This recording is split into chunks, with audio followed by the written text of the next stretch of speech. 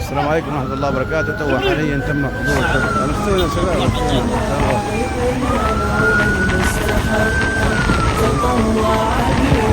من عمى بدرب النجاح مع الصبر شاقا، فبالخير نسعى إلى الغير دوما، وعند الإله لنا الخير أبقى.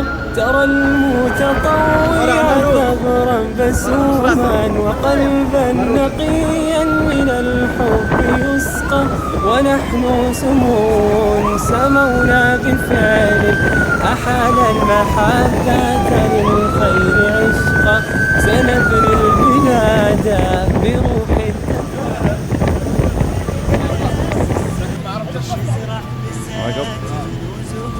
ننشر أمل والمجتمع فينا فخور، احلى شعور وبروح حلوة رائعين، عقلب واحد مجمعين، حتى بتعبنا في البذل مستمتعين، متطوعين للغير متعاونين بالخير، نفيد حتى نستفيد. حلوة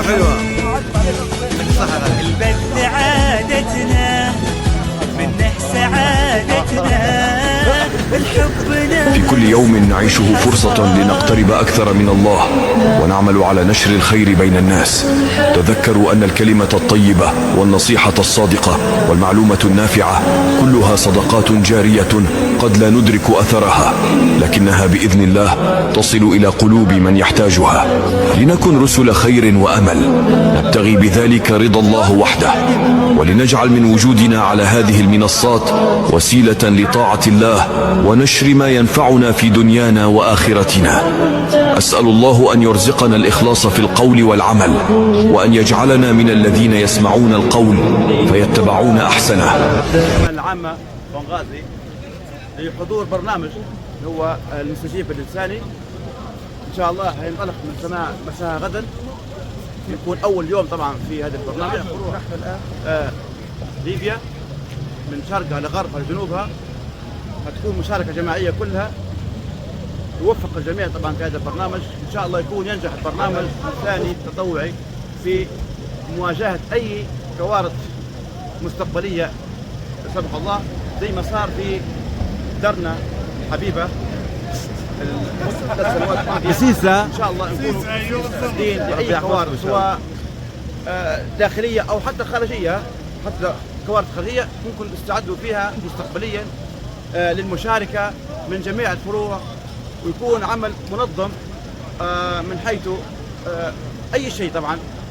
فمشكورين على هذا المنظر الجميل قرب جامع الصحابة، اللي كان أحد من ضمن الأماكن المتضررة أثناء إعصار دانيال. كان ضرر طبعا كبير. تو حاليا كما تشاهدون بصورة جيدة إن شاء الله استعداد الهلال الأحمر إن شاء الله، وننسى استعداد الهلال الأحمر من جميع أنحاء ليبيا للمشاركة في هذا البرنامج هو المستجاب الإنساني. وشكرا.